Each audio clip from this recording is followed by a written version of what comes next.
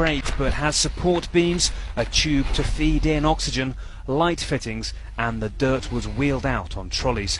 It must have been a mammoth operation. Inside this tunnel you get an idea really of how cramped and difficult it must have been to move through, and really how long it would have taken for hundreds of people to crawl hundreds of feet out. We go inside and enter where the Taliban were held, the political bloc, wondering exactly how did no one notice the months-long operation. We're told not to film any of the Americans, Afghans or prisoners. The corridors once full of insurgents, the cells all empty.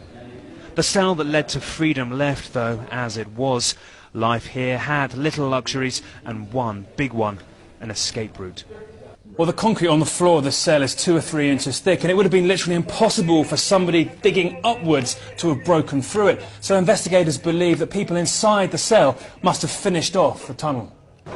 Nobody wants to talk. Nobody here was on shift that night, they say. Was he here that night? If the general comes, he replies, he'll punish me for letting you in here for a long time. Well, we're not quite sure why, but in the last 5 minutes, both the Americans and the Afghans have told us to leave. So we're going to do that.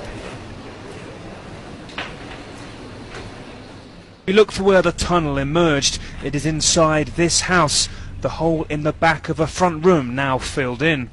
Well, once the prisoners had emerged from the tunnel into the compound here, they faced 2 choices for how they could leave. One is a door in the corner over there, and that leads out onto a canal. Not very useful for the minibuses they apparently escaped on.